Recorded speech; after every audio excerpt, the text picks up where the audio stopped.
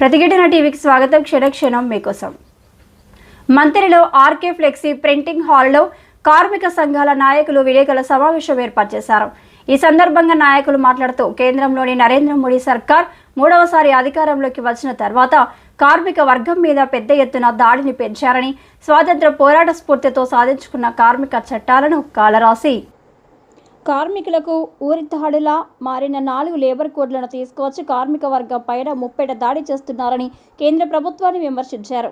కార్మిక ప్రజా వ్యతిరేక విధానాలను నిరసిస్తూ మే 20న కార్మిక వర్గం సమ్మె సైరన్ మోగించనున్నాయని మంత్రి నియోజకవర్గ నలుమూలల నుండి కార్మిక వర్గం పాల్గొని సమ్మెను జయప్రదం చేయాలని పిలుపునిచ్చారు. ఈ కార్యక్రమంలో ఐఎఫ్టియు రాష్ట్ర అధ్యక్షుడు కె విశ్వనాథ్, ఏఐటియుసి జిల్లా కార్యదర్శి కడారి సునీల్, సిఐటియు జిల్లా అధ్యక్షుడు వేలుపుల కుమారస్వామి, ఐఎన్టీయూసీ నాయకులు ఉడత శంకర్ యాదవ్, మల్లారెడ్డి, టీయూసీఐ నాయకులు గూడూరి వైకుంఠం, కుమ్మరి ఆనందం, సిఐటియు జిల్లా కమిటీ సభ్యుడు బూడిద గణేష్, నాయకులు రాపల్లి రాజు, చిప్పకుర్తి చందు, సింగారపు గట్టయ్య తదితరులు పాల్గొన్నారు. బడా పెట్టుబడిదారులకు, బడా పారిశ్రామికవేత్తలకు ప్రైవేటీకరణ భాగంలో ఇలా మొత్తం కార్మికుల శ్రమని 8 గంటలు పోరాడి సాధించుకున్నటువంటి హక్కును హరించివేసి 12 గంటలు మరోసారి 14 గంటలు కూడా చేయడానికి కసరత్తు చేస్తున్నటువంటి ఈ మోడీ సర్కార్ ప్రభుత్వానికి వ్యతిరేకంగా మే 20వ తారీఖున జరగబోయేటువంటి సమ్మెలో కష్టజీవులందరూ పాల్గొని విజయవంతం చేయాల్సిందిగా కార్మిక సంఘాల జేఏసీ పెద్దపల్లి జిల్లా సమితి తరఫున, ఏఐటీసీ తరఫున కార్మిక వర్గానికి పిలుపునిస్తా ఉన్నాం.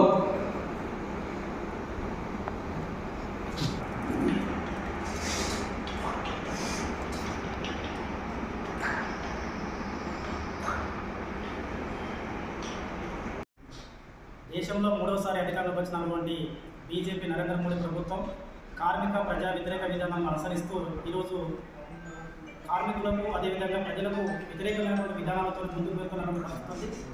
ఇప్పటికే దేశంలో ఉన్నటువంటి సంపదను పెట్టుబడిదారులకు, కార్పొరేట్ వ్యక్తులకు కారచౌకగా అమ్ముతున్నటువంటి పరిస్థితి ఉంది.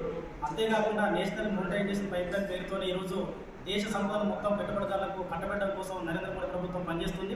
దీంతో పాటుగా ఉన్న పరిశ్రమలన్నింటినీ కూడా మూసేసి, దాంతో పాటుగా ప్రభుత్వ ఆధీనంలో ఉన్నటువంటి కంపెనీలన్నింటినీ కూడా మొత్తం ప్రైవేట్ వాళ్ళకి అప్పచెప్పి ఈరోజు దేశంలో నిరుద్యోగాన్ని కూడా తీవ్ర స్థాయిలో పెంచి పోషిస్తున్నటువంటి పరిస్థితి కూడా నరేంద్ర మోడీ ప్రభుత్వ హయాంలో ఉంది. అందుకోసమే ఈ నరేంద్ర మోడీ అనుసరిస్తున్నటువంటి కార్మిక ప్రజా వ్యతిరేక విధానాలు ఏవైతున్నాయో వాటిని నిరసిస్తూ దేశవ్యాప్తంగా అన్ని కార్మిక సంఘాలు, ఫెడరేషన్లు, ఉద్యోగ సంఘాలు అన్ని కలిపి మే 20వ తారీఖున దేశవ్యాప్త సమ్మెకు పిలిపించడం జరిగింది. ఆ సమ్మెను జయప్రదం చేయాల్సినటువంటి బాధ్యత ఇక్కడ ఉన్నటువంటి కార్మిక వర్గం మీద ఉందని చెప్పేసి సందర్భంగా కార్మిక వర్గానికి తెలియజేస్తున్నాం.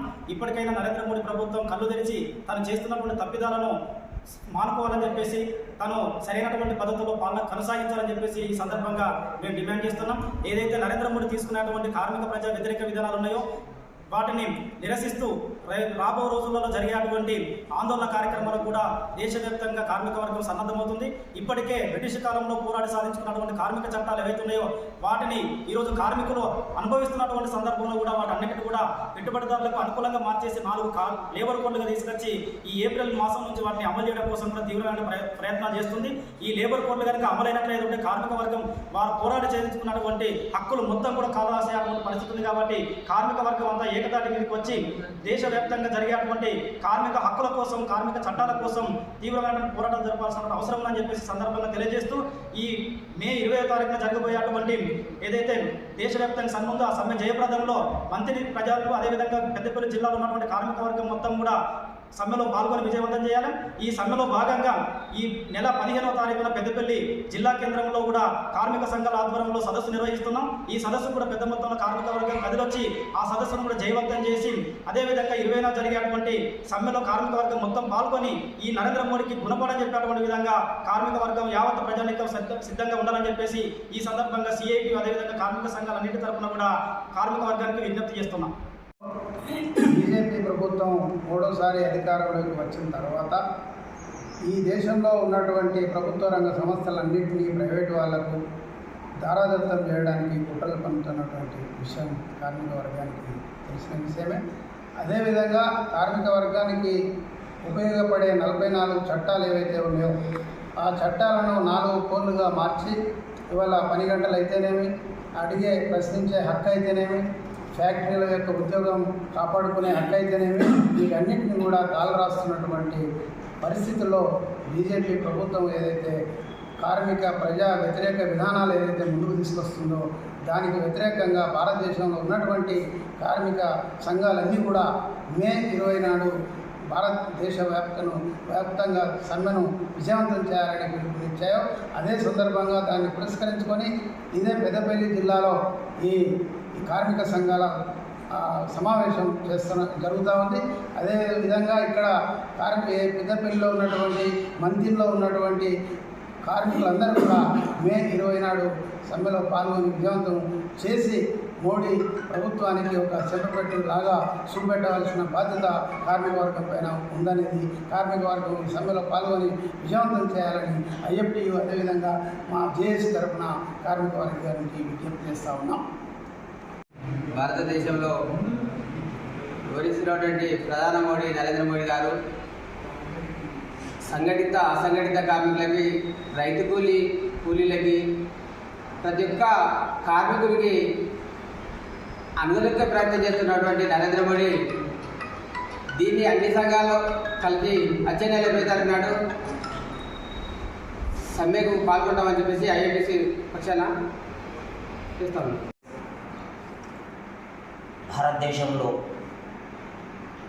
కార్మికులకు జరుగుతున్న పరిస్థితి మరి ఏ దేశంలో లేదు. ఈ కార్మిక చట్టాలను భారతదేశంలో బీజేపీ ప్రభుత్వం పరిపాలనలో మరి ఈ లేబర్ హక్కులను ఏదైతే 40 హక్కులు ఏదైతే ఆర్టికల్స్ ఉన్నాయో దాన్ని 3 కోడ్లుగా మార్చి రైతాంగాన్ని కావచ్చు, ఇటు సంఘటిత కార్మికులను కావచ్చు, కంపెనీ కార్మికులను కావచ్చు పూర్తి స్థాయిలో నిర్వీర్ణం చేసే పరిస్థితి ఈ ప్రభుత్వాలు, రాష్ట్ర ప్రభుత్వం, కేంద్ర ప్రభుత్వం ఈ రాష్ట్రం నుండి కార్మికుల హక్కుల కోసం మాట్లాడే ఒక కమిటీ ఉంటుంది.